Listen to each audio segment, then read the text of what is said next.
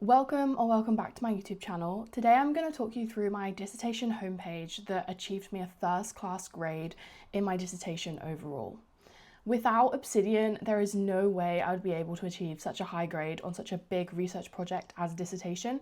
So I'm going to walk through my entire research process, and hopefully you can copy this if you're writing a dissertation next year or the year after. Welcome to my dissertation homepage. Here is all of the information in one place. Now that's going to be just my biggest tip overall going into this video. So first of all, we can see that I've got deadlines at the top. These are the actual deadlines I had this year in terms of things that my university set for me to complete. I have my preparation section. This includes sort of the teaching we had, my proposal, and the initial planning at the start of my dissertation.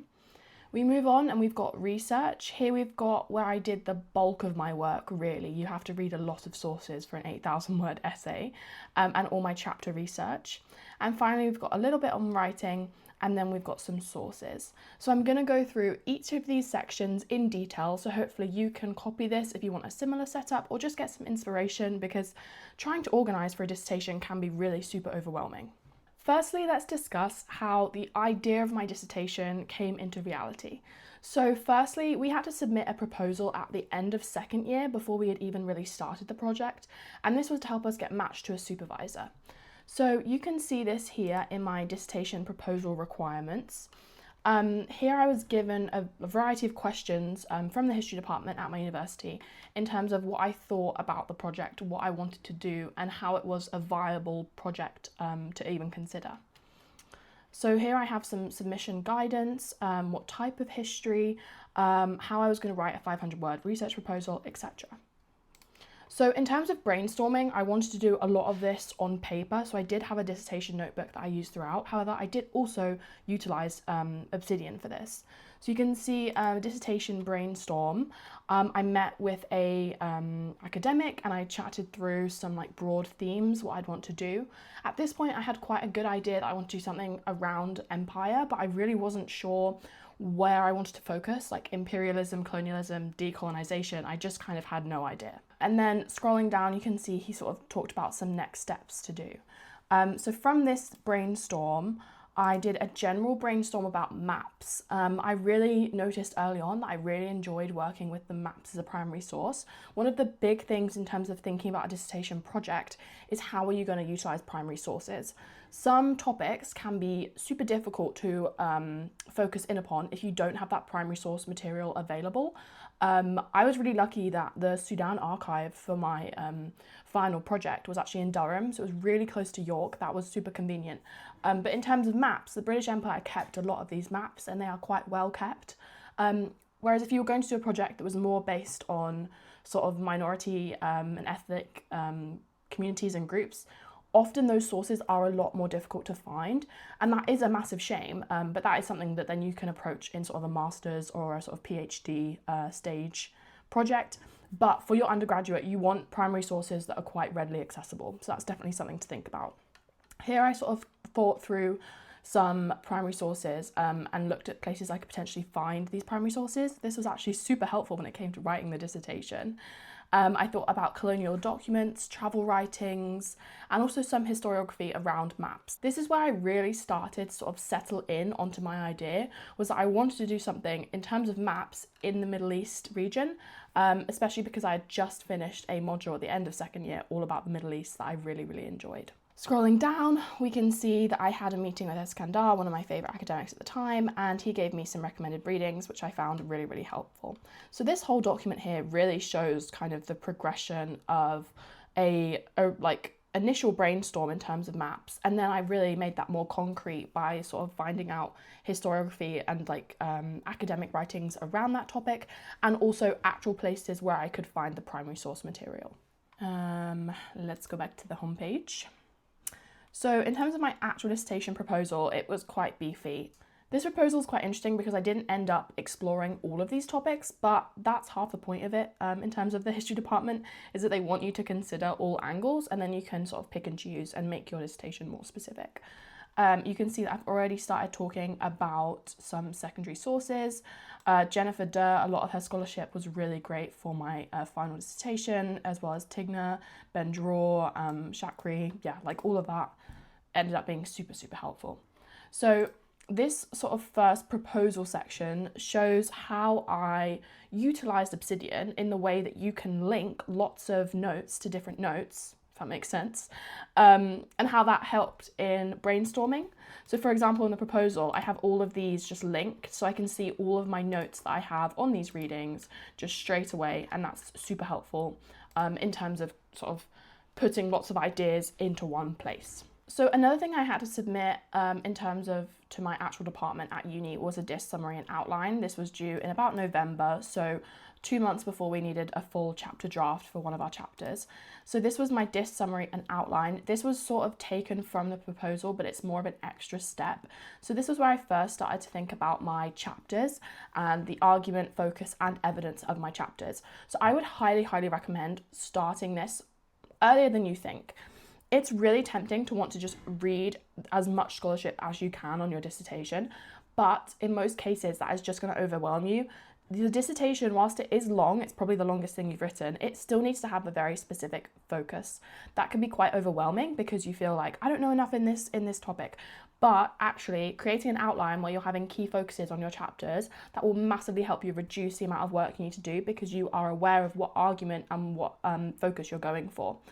That is to say, you don't want to cherry pick, you don't want to just focus on one perspective and not even consider outside perspectives, but it just helps you to critically analyse the readings for your chapters whilst you are doing them, and that is going to be super helpful for your literature review. That is kind of my whole process of how I shifted the ideas for my dissertation into a solid proposal, plan, summary, and outline that was really crucial and helpful in reading, researching, finding primary sources, and eventually writing a dissertation. Let's move on to the second step of writing a dissertation, your research. Now this can feel super overwhelming, but I absolutely love Obsidian for how Obsidian was able to consolidate all this information into one place and make it really accessible for me. So let's start with my source index. Firstly, I have my research log for my primary and secondary sources. Let's look at the primary one first. On here, we can see that I've just got huge amounts of links and certain brainstorming ideas for where I can find these primary sources.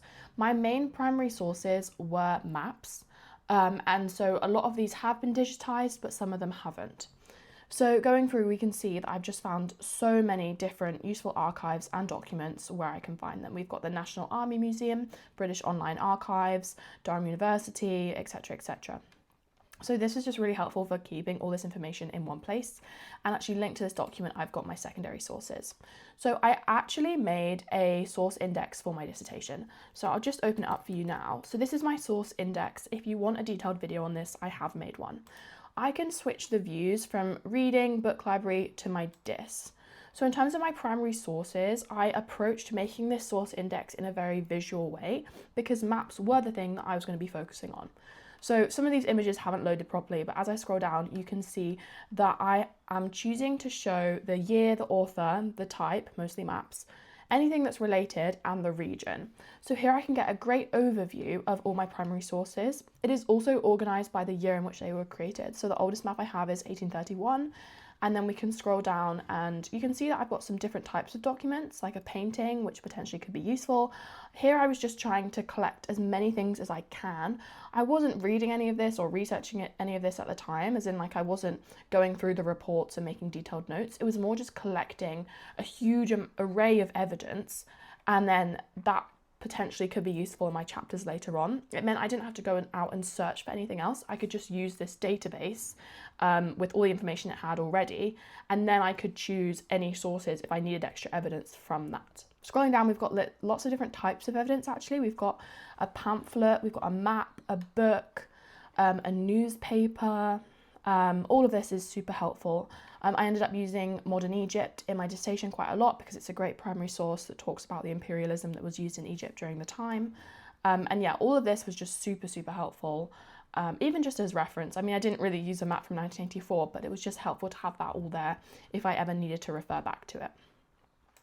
I had a similar thing for secondary sources, obviously not as visual, which is a shame, but I just had a general sort of checklist system. If I'd read them, the file name, region, related, I think that's all I have on show. But this was just helpful to sort of see it all in one place. And this is just why I love the source index and the base feature on Obsidian. It's really something that should be utilised, especially for these sort of research projects. Going back, we've just talked through the research logs. The other research log I had was key figures. This ended up being super helpful because so many of these British colonial officials have such similar names. People such as Wingate, he was one that I really utilised his primary sources for. A lot of his unpublished materials was in the Sudan archive at Durham University, so that was super helpful in terms of my research for this project. Other people such as William Wilcox, he was one of the irrigation engineers in the Aswan Dam. Because my whole third chapter was on the Nile, it was super useful just having William Wilcox's profile here, because I could scroll down and I can see his linked mentions. This isn't a plugin, you can turn this on the Obsidian settings, this comes with the app, but this is super helpful in seeing which readings is he mentioned in, where have I mentioned him in my certain structures.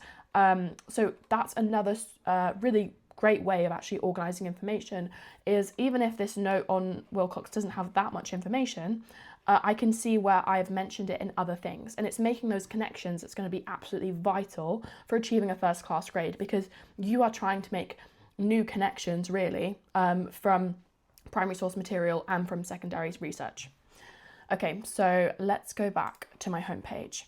The final thing I have is a timeline. I actually didn't complete this. It would have been awesome if I did, but I kind of realised I had a bit too much to do. But again, another awesome thing that you could do, you could make these sort of into actual notes and make those that are things that are linkable. And again, that could give you those connections. It's all about utilising Obsidian's way of thinking like a second brain for your research project. That's going to be super helpful for achieving those first class grades. Let's discuss bibliography.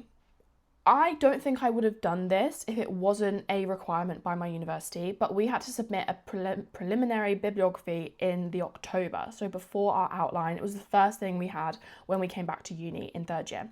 I would say it was kind of helpful. A lot of those primary sources that I found that were on the source index, I kind of put into here. I didn't end up using many of these, to be honest, but it was helpful in the fact that I could realise how my secondary scholarship fit into different themes, and this was very helpful in actually choosing a chapter structure.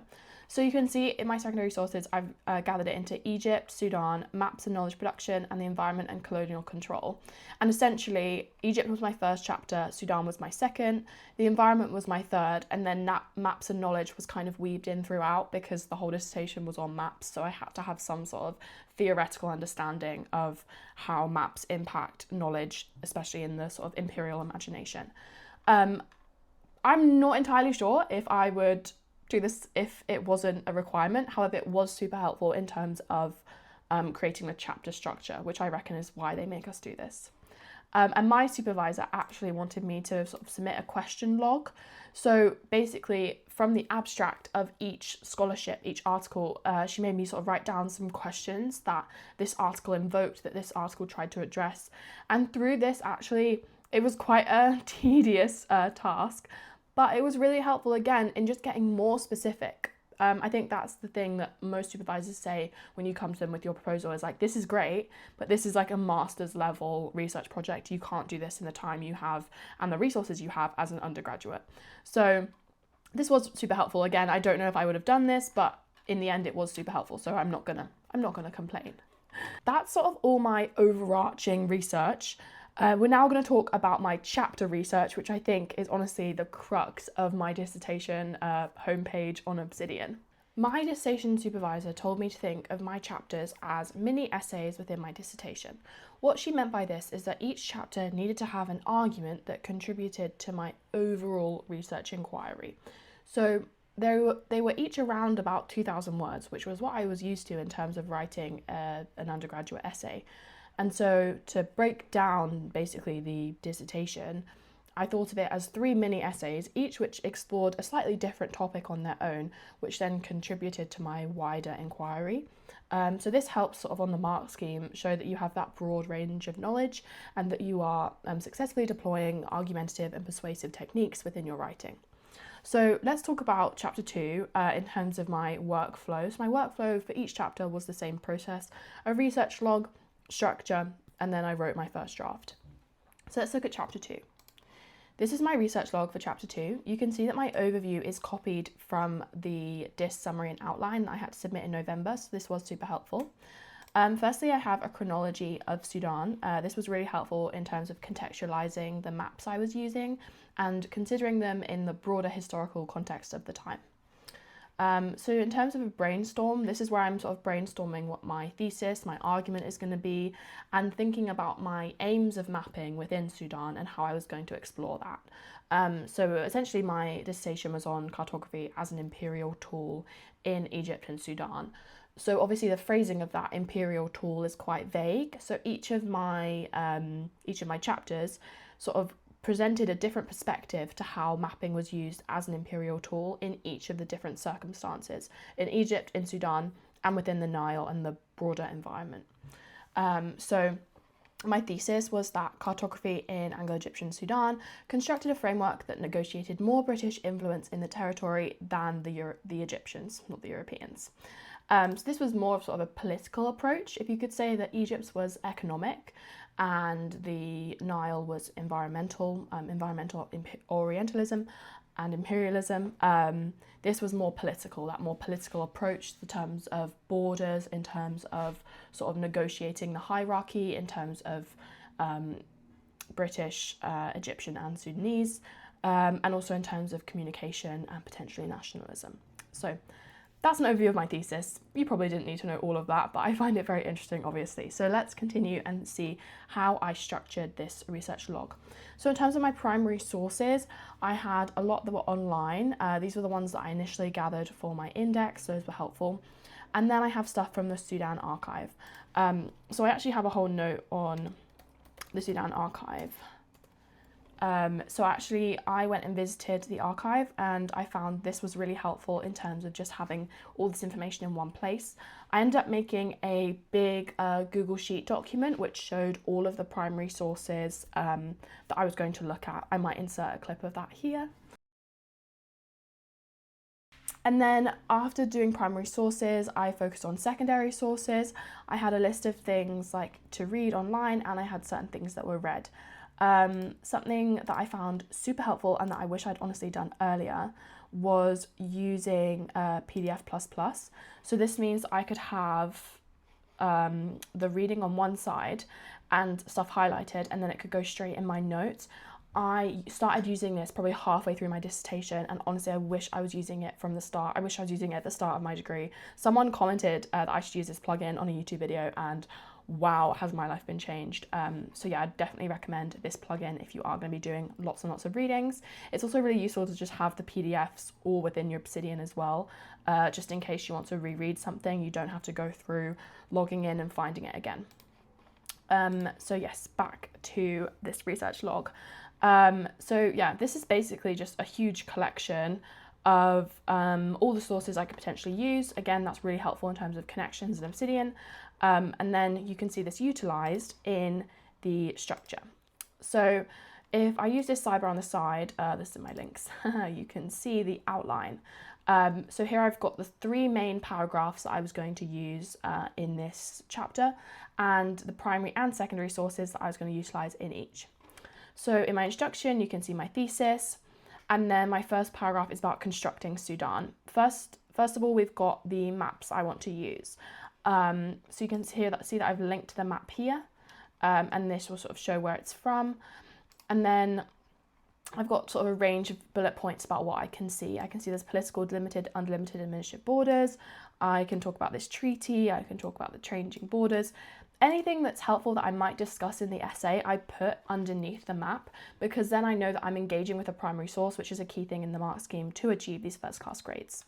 Continuing on, we've got a similar map, but this is sort of maybe a comparison because it was made later on. We've got the international boundaries, and we've got still sort of transformation, key regions. This was a map that I saw in the Sudan archives. This is a photo that I took. Again, I wanted to talk more about the maps that I had seen that were unpublished, because one of the key categories of getting a first class grade is original work, and usually what original work can mean is using unpublished primary source material. Obviously this won't be applicable to everyone, depending on your topic and what you're doing. Also, if you're doing a different subject, this might be different, but for me, focusing on these maps that I had seen and I'd taken photos of that aren't available, like, you know, readily accessible on the internet, that's a really good way of showing originality and showing really key interest in this subject. So you can see that I've done some extra research. I've also just sort of done bullet points. And then we can see my secondary sources. The way I organize my secondary sources is I link the document here. So you can see Sharky. If I click on it, I've got all my notes. So let's go back, and then I'm just sort of adding in quotations from these secondary sources. I don't usually quote these verbatim in the dissertation. I don't think I did that at all, unless it was a significantly key phrasing I wanted to use and it was very short.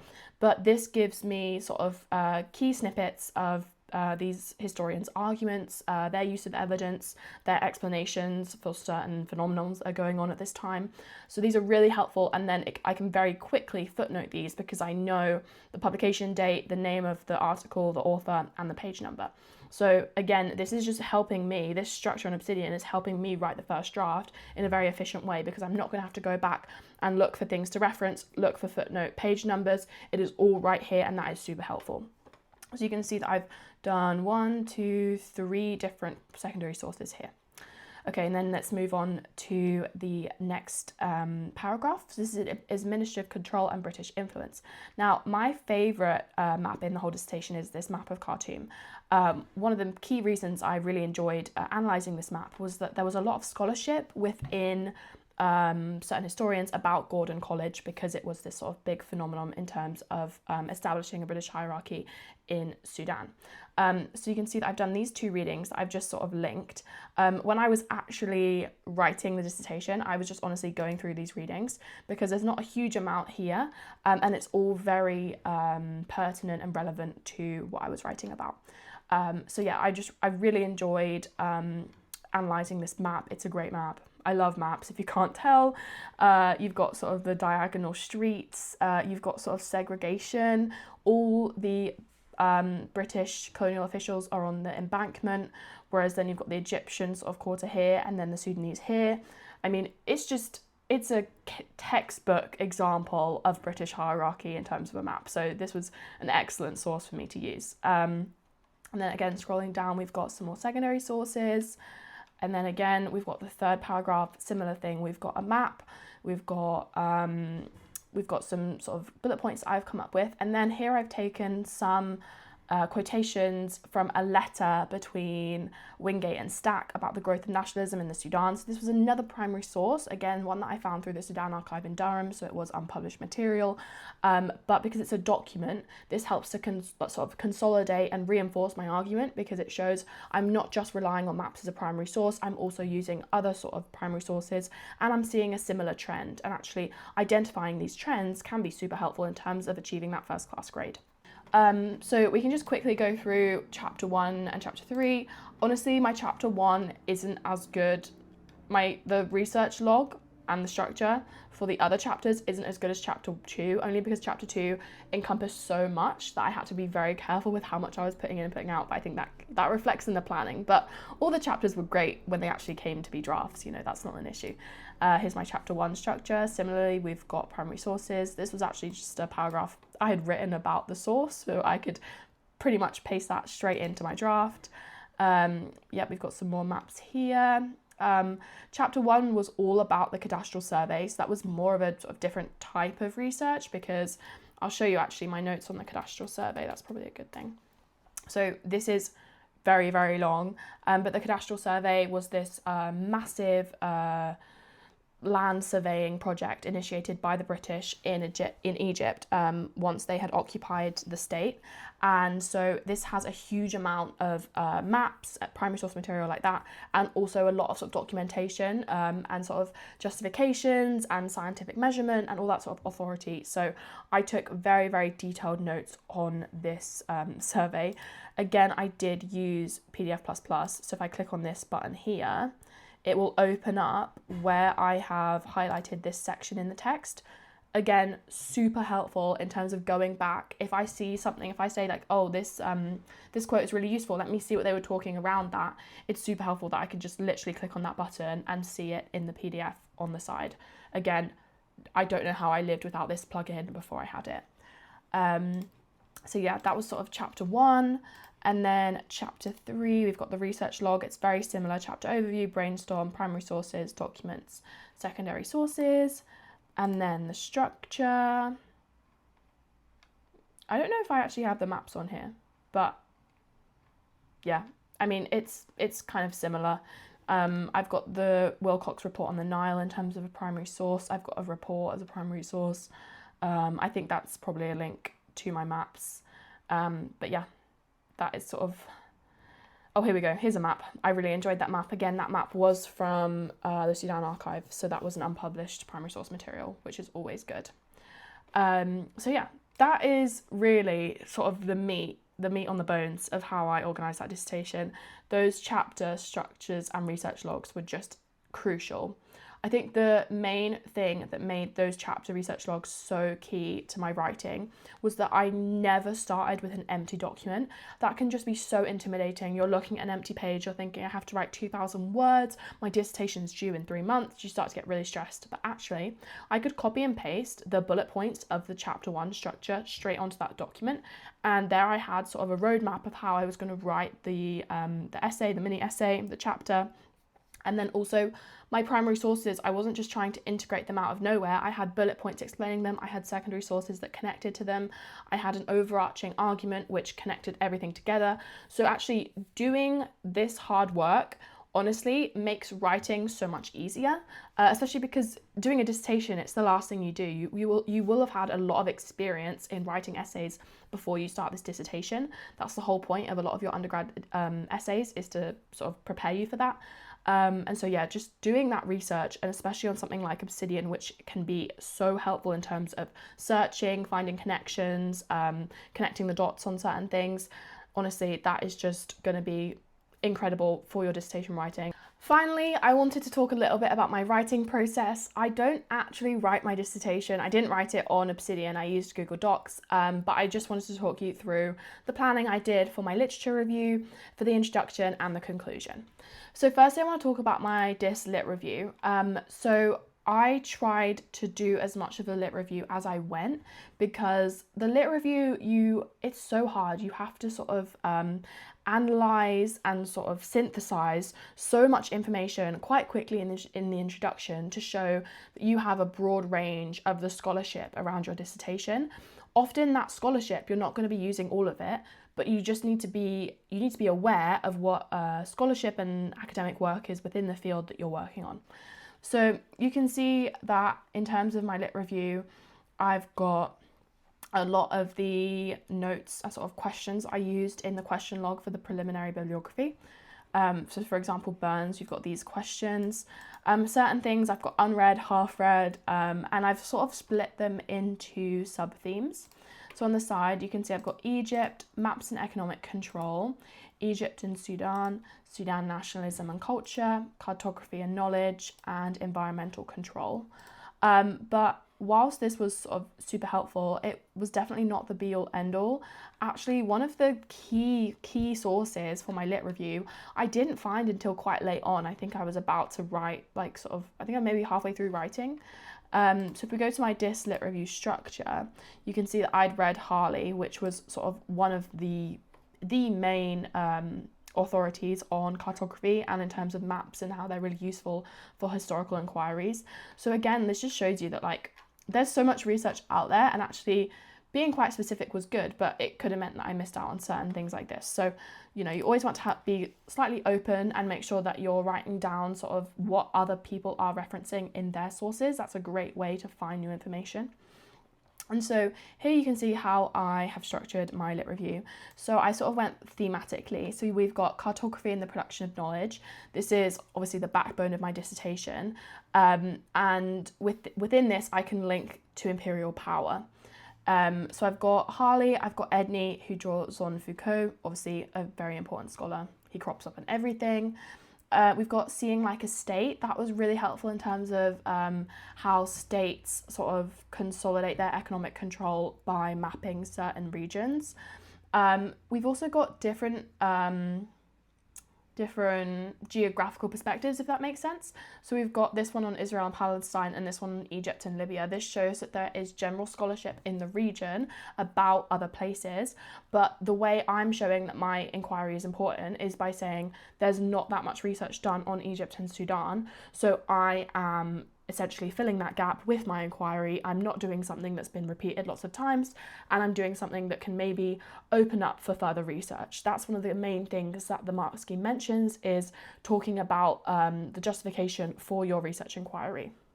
Continuing on the themes, we've got colonial Egypt and economic imperialism, the colonized/colonizer relationship, and environmental imperialism and the Nile. I'm very happy to do a full in-depth video on my literature review if anyone would find that sort of helpful.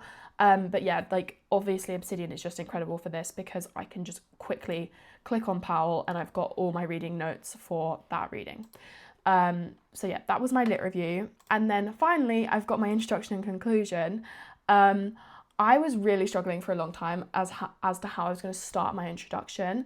In the end, I sort of went for a historical context hook, sort of like grabbed you in, took you into where we were geographically and in that time period. And I found a lot of extra sources just in terms of being able to reference dates, because I realised I just was like taking a date for granted and I had to reference that information. And then I had a brief thing of my lit review. In terms of my conclusion, I ended up writing my conclusion, I think, a day before my dis was due. And so I didn't really plan it in depth on my Obsidian because by that point I'd been so engrossed in so much research and writing that it quite quickly came out of me. I think I might have just bullet pointed it on the page and then started writing it. But yeah, so hopefully that is helpful in terms of how I started writing the dissertation. In terms of any reflections, I mean, I just think this dissertation homepage was incredible. I sort of used 3 different mediums. I had a dissertation notebook, I had this page obviously, and then I had my Google Docs where I used to like draft all of my chapters, and I was doing those individually before I combined them into a massive document. My main reflection would be to use PDF++ sooner. That plugin is awesome. And yeah, I think maybe I could have been a little bit more organised, but at the end of the day, like I achieved a first class grade. I'm super happy with that.